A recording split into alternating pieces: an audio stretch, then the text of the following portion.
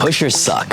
So why are you still losing to them? Well, because you suck. The real problem is you're playing their game. You're going for winners, but making errors. You're getting into 30-shot rallies that you could be ending in 3. And you're falling for the exact traps that are causing you to lose to players that you should be beating. And frankly, it's embarrassing because these players, they're hitting with 0 technique. But here's what nobody wants to admit. None of that matters. Because pushers have gotten good at the #1 rule of tennis. Don't miss. And what they're doing is actually genius. You see, when you see a slow, floaty ball with no pace, your brain goes, perfecto, a free point. And that's exactly what they want you to think. You start going for winners, already picturing that highlight reel on the big screen, and then you miss. And suddenly, you're down 0-4, wondering how this person who's barely hitting 5 miles an hour is completely destroying you. This is why it feels like they never beat you. It's more like you beat yourself. But this actually makes sense if we break down the math here. Let's say your forehand consistency is less than 50%. That means you're missing literally every other forehand.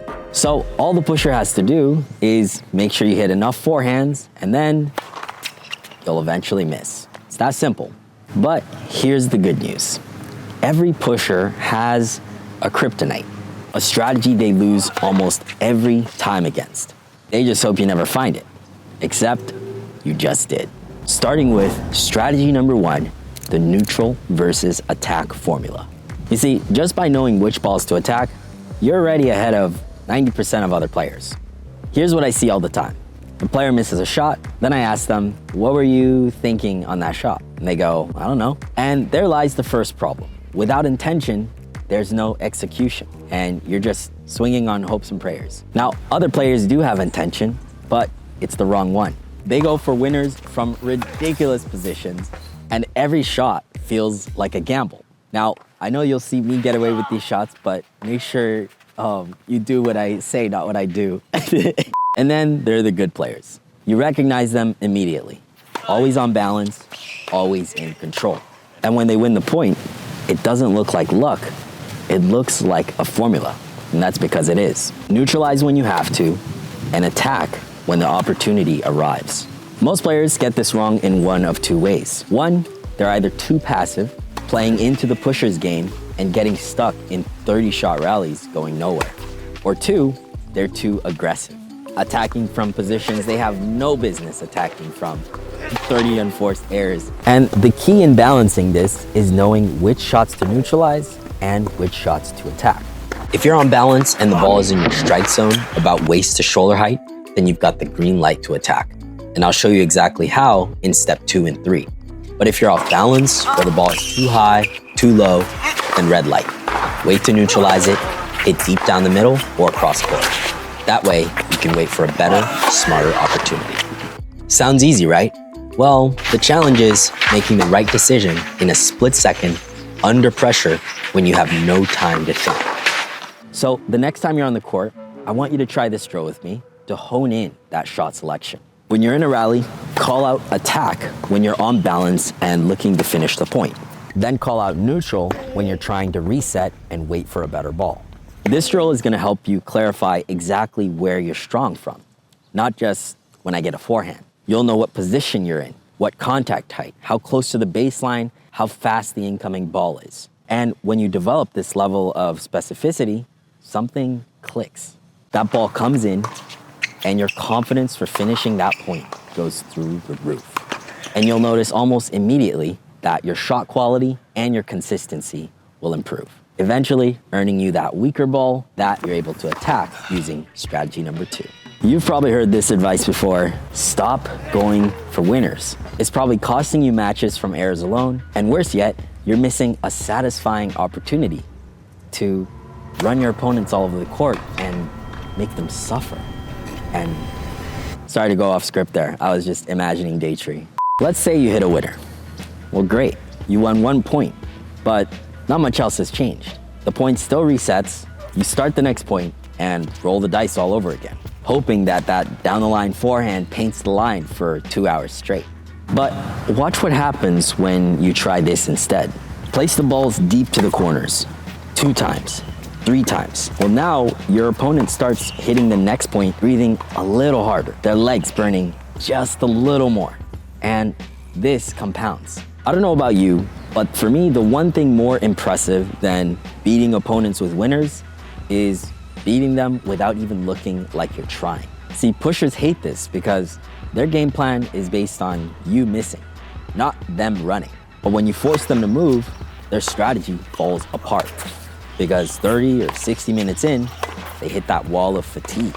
And then they're either forced to go for more, where you start extracting more errors, or you start getting even weaker replies, creating more opportunities for you to finish.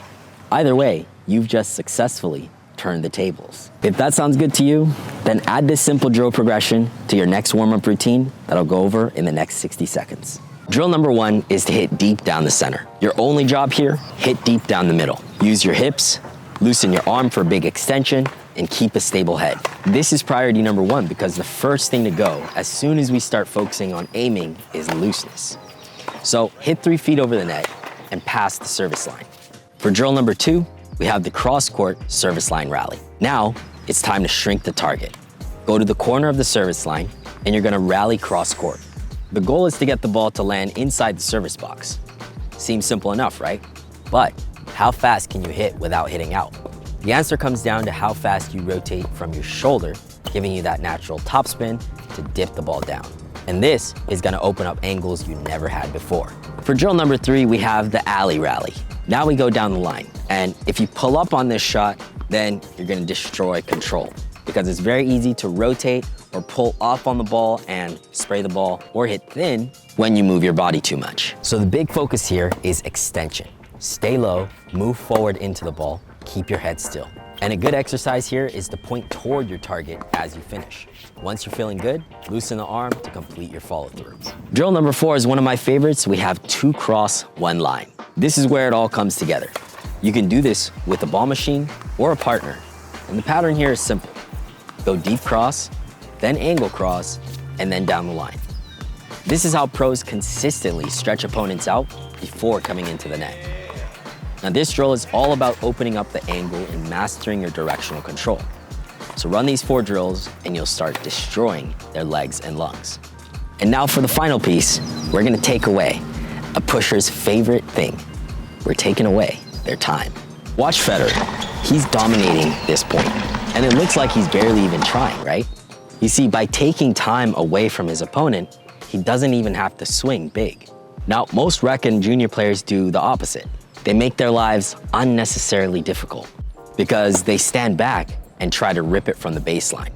Now look, if your game plan is to stand back and play a heavy ground stroke with a lot of height and spin, that's a valid strategy. But if you're a more aggressive player who wants to take control, staying back and letting the ball drop is the worst thing you can do. First, you're giving your opponent precious time to rest and recover. But on top of that, your opponent's ball is slowing down, which means you have to do even more work to generate spin and pace. So you're here spending all of this energy trying to hit the ball hard, and your opponent, with seemingly invincible defense, just floats the ball back into the middle. So next time, try what Federer does. Don't wait for the ball. The goal is to catch the ball at chest height and hit straight through it. And this takes way less energy than trying to blast winners from the baseline. Now, once you earn that high, short, easy floating ball, how do you actually cash in on it and take advantage? Because nothing is more embarrassing than finally earning that floater and dumping it into the net. This comes down to 2 things: mastering the high ball swing path and the footwork for approaching the net, so you never feel off balance or like you're reaching again. And that's exactly what we're covering in the next video in this series.